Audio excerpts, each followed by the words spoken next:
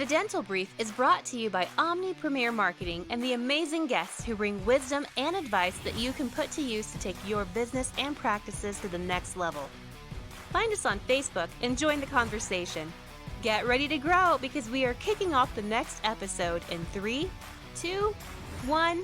Hello, everyone. Welcome to another episode of the Dental Brief. Excited to have a doctor on the program with us today. It means so much when dentists come on and share here with other dentists. So without further ado, Dr. Ron Schefdore, say hello to everyone. Hey, how is everybody? I hope you're doing as well as we are. Yeah, so thanks again for being here, taking the time to meet with us. Let's start where we do with every single guest. Tell us, how did you get involved in dentistry? How did you become a dentist? Okay, well, thank you for having me on and allowing me the time to explain what we do. How did I get involved in it? My dentist, when I was a kid, was very gentle, dressed up very professionally, had a very professional, calm, cool office. And I always thought, what a cool way to make a living. He gets to talk to the people and dresses up nice and helps people out. And it's got to be a lot of rewarding. I came from a place where there was a lot of factory workers, a lot of grit. And it's like, oh, geez, I think I'd rather be, make a living as a dentist than be a factory worker. It just appealed to me more. And then I found out that I was very good working with my hands. I just thought everybody had that ability. You don't know the abilities you have until you try or take tests. Sure. And then I like having my own business too. And dentistry just fit a lot of check marks. So, helping people, working with your hands, your own business. I mean, there were so many good things and few bad things. So it was the right profession for me. Yep. So now I know that you've moved into the world of coaching. So you have the Facebook group, Doctors Coaching Systems.com. In your travels and what you're doing now, Dr. Schefdore, what are some unique and challenges that are facing dentists today that they're talking to you about, they're calling you about, that maybe you hadn't seen in years past? Well, it just so happens, I've retired twice from dentistry. Dentistry's been very good to my family and I. And I want all dentists to experience the same thing. But the second time that I retired, well, the first time, let me talk about shortly the first time, because then you'll know where I came from. The first time in 17 years, my wife is an accountant type. And so we built 3 practices, 6 associates, and a staff of 30. It was an out-of-network situation. We owned the properties too. So we had a kind of a nice big thing going. 35 years ago, nobody was doing that. And I was really, really unhappy. And I says, I'm making more money than I thought ever I could dream of. Why am I just so miserable?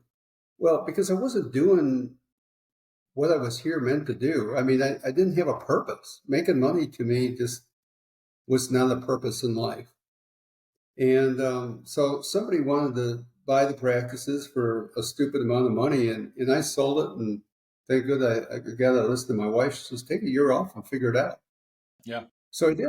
And I looked at a lot of other business ventures and came back to dentistry because, again, I like working with my hands. I like helping people get through the process. Some come in scared. Some come in, with a lot of work to do, and they like the education. And I could use my skills to help them through that, get through the other side. And nothing more rewarding getting a hug from a patient at the end and them giving you a lot of money saying thank you for helping me. And that's a thrill to me.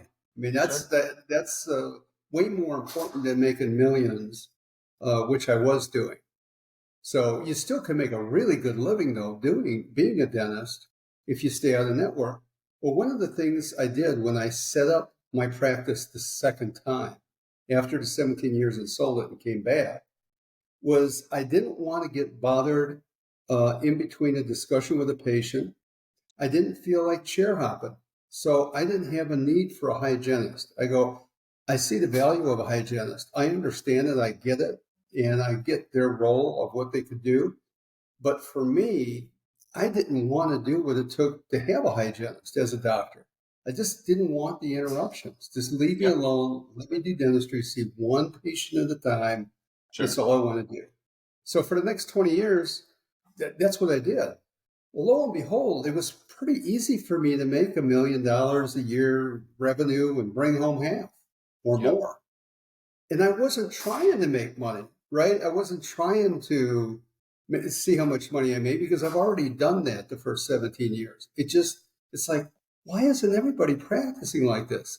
So I took 6 weeks off a year, did brought home $500,000 or more and lived the dream. It was almost like I was semi-retired for 20 years. It was really a nice way to practice dentistry, to see patients, 5 to 12 patients a day, getting to know them, serving my patients, really helping them and not having to focus on the money. The money is important, but I got to service them and get them through the dentistry and the fear and get them through the other side, healthy, looking good. I just had a lot of fun for the 20 years.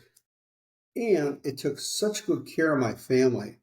I'm just so grateful that every dentist can experience that life that I led. So when I retired the second time 5 years ago, I started yakking on some of the Facebook groups on basically what my model was. Well, it just so happened COVID came in to play. And it so happened that hygienists were leaving and hygienists were all hard to find. So I just started talking about what I did, this no-hygienist model. I go, why aren't you guys doing this? I mean, if hygienists want to leave, let them leave. We don't need them. I see the value of them, but we don't absolutely have to have them to run a successful practice.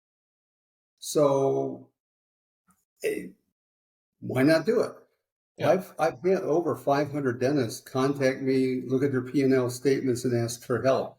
So I didn't want another job. I already had 2 careers in dentistry, retired Right. twice. I've got plenty of money to do that, but here I am. So I limit my hours.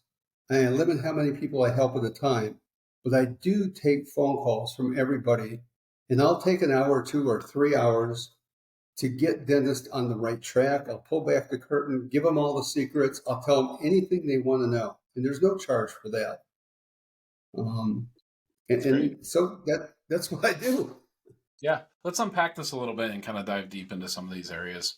Or maybe we're not going to dive too deep, but I definitely want to touch on them a little bit. You mentioned, obviously doing your own hygiene.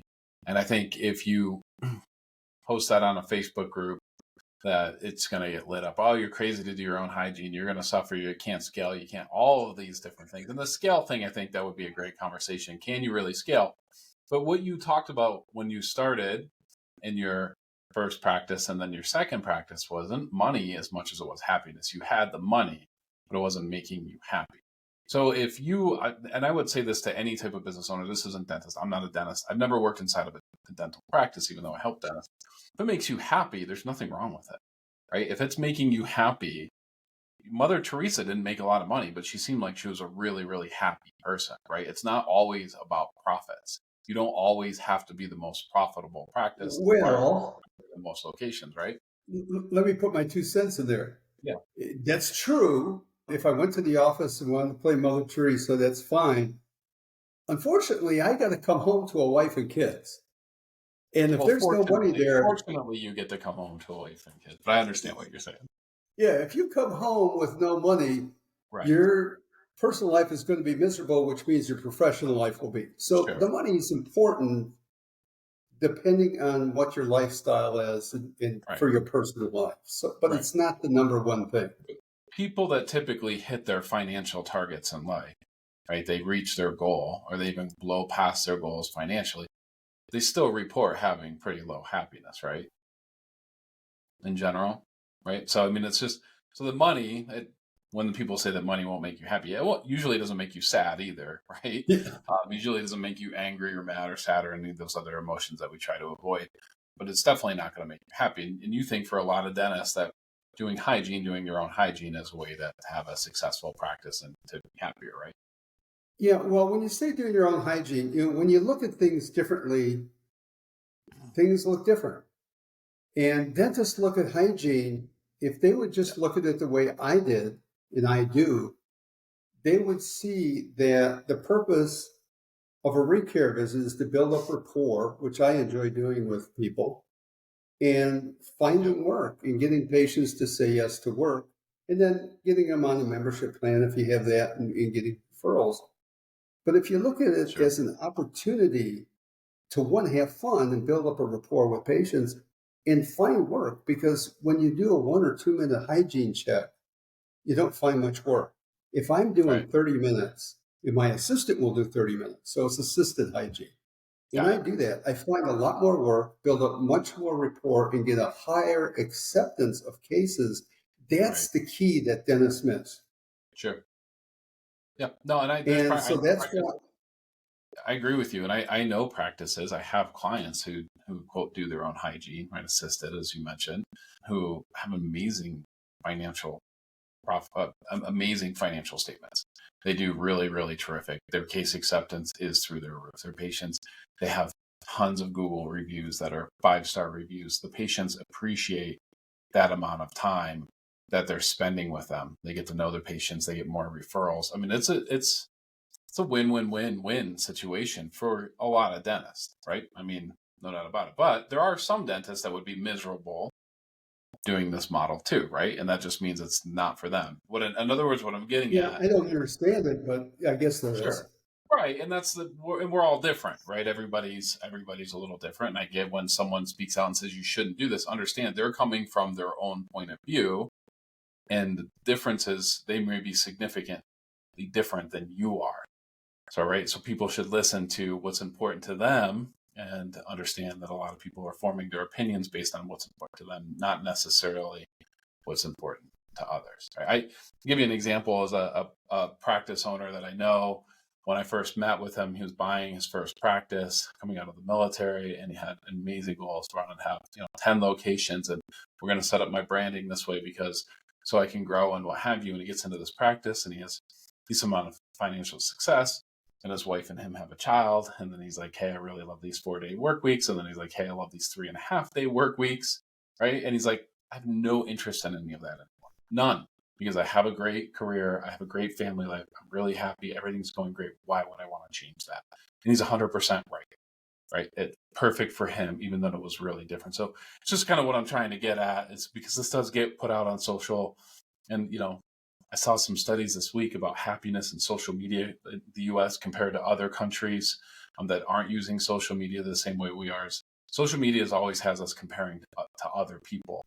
And that's something that you shouldn't do, because while there is going to be somebody who's loud and barking about why you should always have a hygienist, and you should have 4 hygienists per dentist, whatever it is.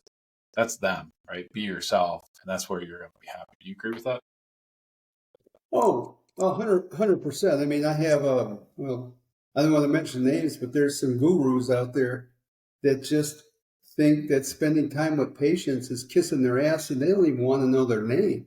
To Yeah. me, that dentist is bad for the profession from my point of view, because I'm all about servicing other people and helping them. Well, in their mind, they are helping them, and I don't think so at all. So we're all different.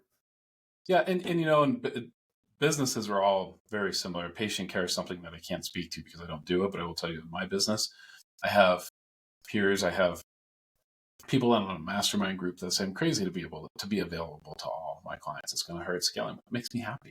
I enjoy doing it. I like it, right? It's fun for me, right? Sometimes it adds a little more stress than I necessarily need, but I do really enjoy it. So why wouldn't I do that? So Dr. Scheffer, if Schefdore, if somebody wants to reach out to you to learn more, kind of, explore some different avenues to try to figure out what's going to make them happy in their practice, make their practice run the way that they want to, and wants to hear from you or wants to talk to you, what's the best way to reach out to you?